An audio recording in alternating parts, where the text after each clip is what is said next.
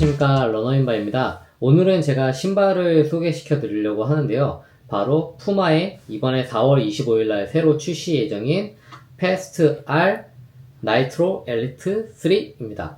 네, 바로 시작해 보도록 하겠습니다. 자, 제가 이 신발은 이제 출시 전에 미리 제공을 받아서 제가 착용을 하고 있는데요. 오늘 제가 촬영하는 날이 토요일 오전인데 지금 현재 기준으로 어제 30km 뛰고 오늘 15km 뛰어서 45km에서 50km 정도를 뛴 상태입니다. 그 신발이고요. 제가 이제 오늘 이따가 대회도 나가고, 오늘 대회는 사실 비가 오면은 약간 고민 중이긴 한데 오늘 대회 그리고 내일 대회에서 요 신발을 착용하고 뛰어볼 예정입니다. 그래서 뭐 다른 거 다 잘라내고 한번 요 신발의 특징에 대해서 간단하게 한번 얘기를 드려보도록 하겠습니다. 네, 이 신발 같은 경우에는 패스트 R2 버전이 있었는데요.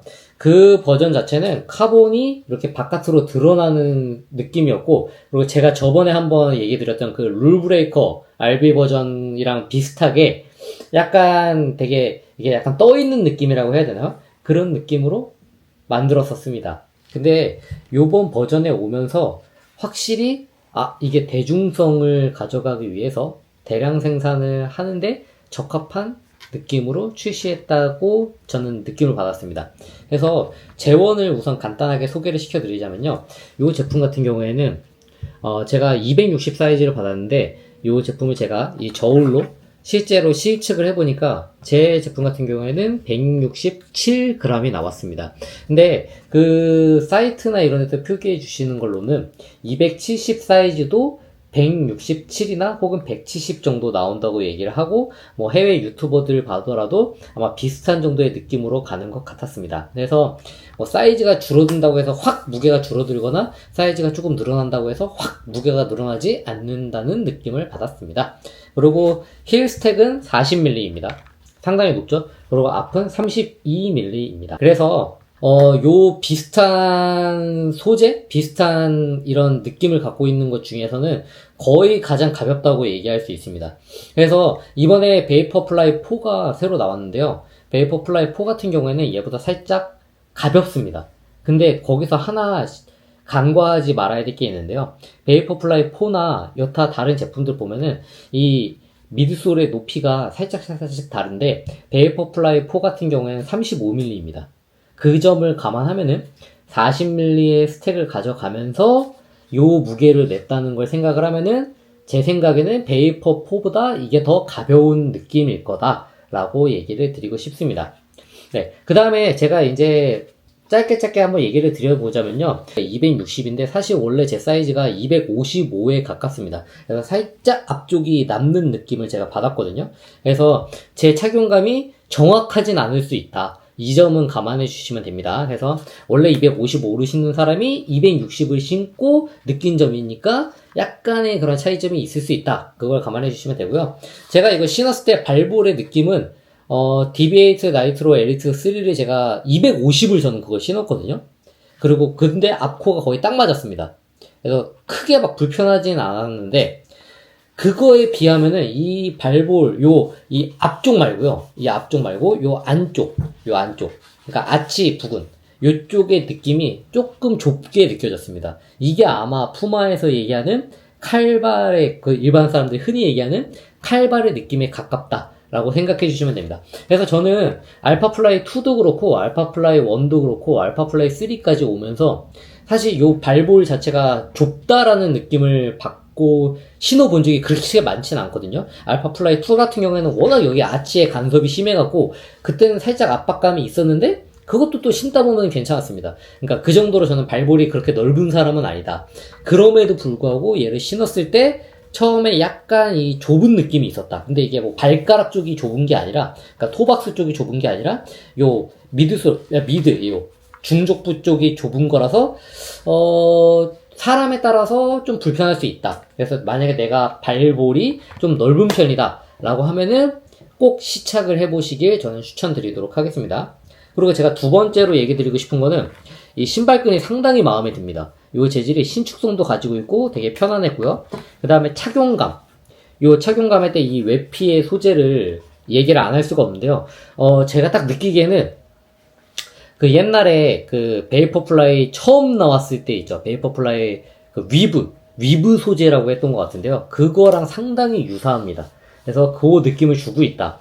그리고 이거 해외 리뷰에서도 얘기 많이 했던 것 중에 하나인데, 요 설포, 요 혀 있죠, 혀. 요게 상당히 얇습니다. 거의 종이보다도 얇은 느낌으로 비칠 정도이다. 근데 뭐 그렇다고 해서 이게 쿠션감이 아예 없거나 뭐 발목이 뭐 간섭이 생기거나 그런 느낌은 아닌 것 같다.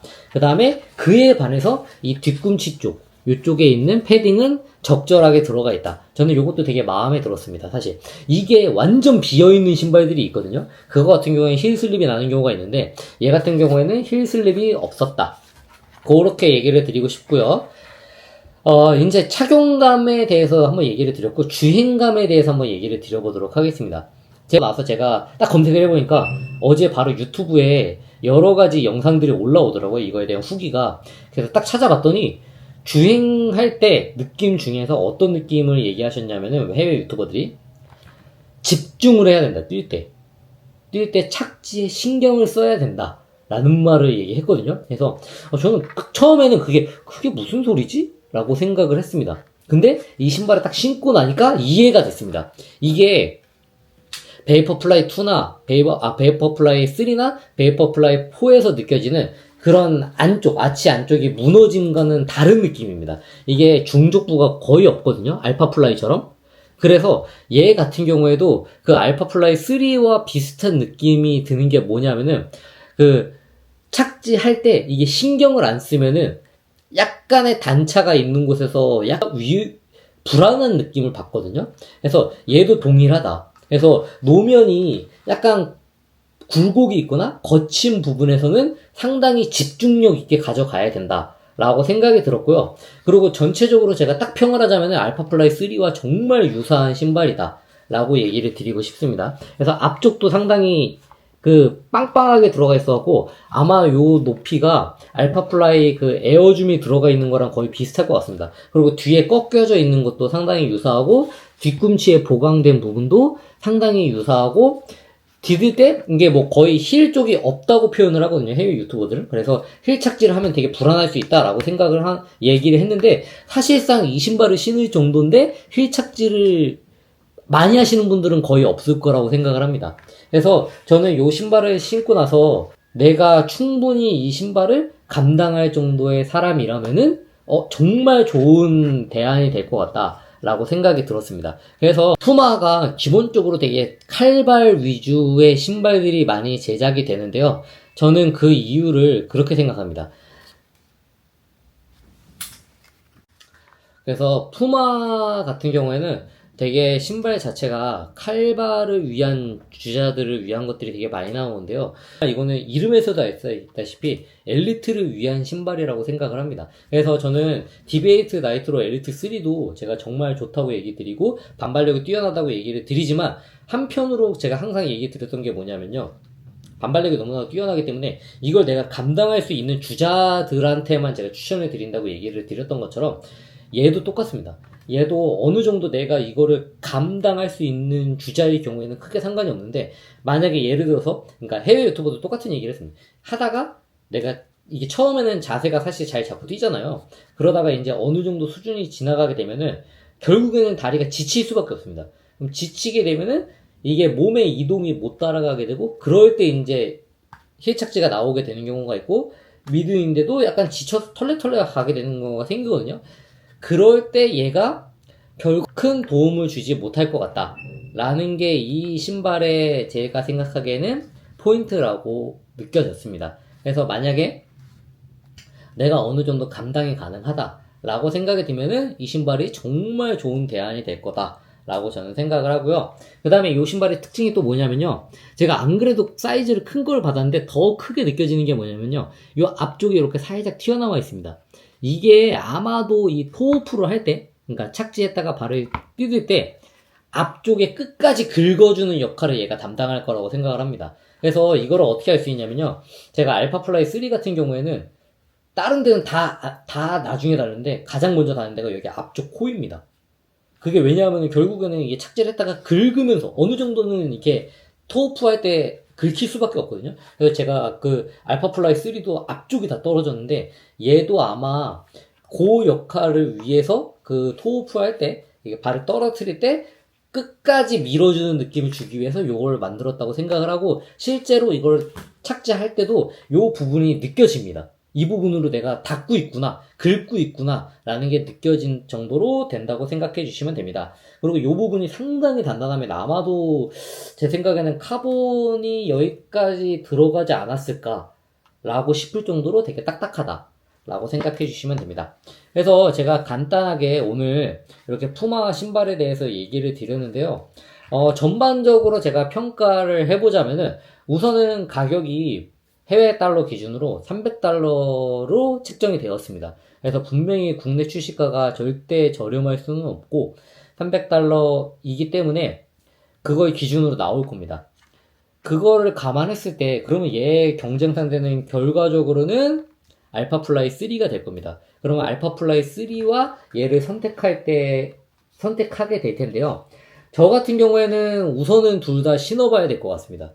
내가 이걸 감당할 수 있느냐가 첫 번째 문제이고요. 근데 얘에 대해서 제가 가장 긍정적으로 생각하는 거는 우선은 가볍습니다. 알파플라이 3보다 훨씬 가볍기 때문에 분명히 그 무게에서 오는 장점이 충분할 거다. 그리고 제가 어제 그리고 오늘 조금 뛰어본 소감에 의하면은 알파플라이 3에 근접하는 느낌을 준다. 그리고 정말 유사하다고 느꼈습니다, 저는. 그래서 그 부분들을 충분히 테스트하면은 충분히 좋은 신발이 되지 않을까라고 저는 생각합니다. 그리고 무엇보다도 다른 분들이 이 신발 딱 보자마자 예쁘다고 얘기하시더라고요. 그래서 우선 디자인적인 부분에서도 그 전에 그런 혁신적인 그런 모양들 그런 거에 비해서는 많이 일상적이진 않지만 대회에서 충분히 막 이렇게 관종의 느낌까지 안 가는 신발을 만들어냈다라는 점에서 저는 되게 좋게 평가합니다. 그 다음에 오늘 제가 또 이따가 대회 갔다 오고 혹은 내일 대회 갔다 오고 나서 최종적으로 평가를 한 다음에 이 신발을 한번 그래서 오늘 시점에서 제가 이 신발을 신고 이제 100km 가까이 다 뛰었는데요. 제가 대회도 신어보고 LSD로 30km도 한번 신어보고 그 다음에 언덕도 한번 뛰어보고 그 다음에 조깅도 한번 해보고 다양하게 경험하고 제가 얘기를 드려보도록 하겠습니다. 그래서 제 결론은요. 알파플라이와 비슷하거나 알파플라이 정도의 성능을 가지고 있다 라고 저는 최종적으로 조언을 드리고 싶습니다. 그 근거에 대해서 한번 얘기를 드리자면요. 토요일날 제가 이 신발을 신고 대회를 나갔는데요. 제가 거의 그날 바람이 많이 불매도 불구하고 퍼스널 베스트에 가까운 기록을 세웠습니다. 그렇기 때문에 만약에 진짜 신발이 안 좋았다면은 아마도 제가 그런 기록을 못 냈을 거라고 저는 생각을 하고요. 그런 면에서는 알파플라이와 비슷하거나 혹은 조금 더 좋은 성능을 갖고 있지도 않을까라고 얘기를 드리고 싶습니다. 그리고 이건 어디까지나 개인적인 의견일 뿐이고요. 그 다음에 이 신발의 장점은 명확합니다. 가볍다. 그 다음에 접지력이 비 오는 날에도 괜찮았습니다. 그래서 알파플라이라면은 조금 더 미끌거리지 않았을까라는 생각이 들고요. 그 다음에 디베이트 나이트로 엘리트 3 그거에 비해서는 쿠션감이 조금 더 강했다, 좋았다, 앞쪽이 좋았고요. 그 다음에 조금 더 말랑말랑한 느낌입니다. 그래서 디베이트 나이트로 엘리트 3는 디나일 같은 경우에는 저는 되게 딱딱한 편이라고 생각을 하거든요. 반발력이 강한 만큼 단단합니다. 그러니까 그 막 딱딱하다기보다는 탱탱한 느낌에 되게 가깝거든요. 근데 요거는 그 정도까지는 아니고 조금 더 잘 돌아가는 느낌이 있다. 그 다음에 요 앞쪽에까지 이렇게 길게 나와 있는 게 저는 체감이 될 수도 있을 정도로 이게 끝에 토우프하는 느낌이 괜찮았다 라고 저는 판단을 하고 싶습니다. 그래서 제가 최종적으로 얘기를 드리자면요, 저는 추천합니다. 그리고 다만 아쉬운 점은 요게 발볼이 좁기 때문에 일반적인 발볼이 넓은 사람에게는 절대 추천하지 않는다.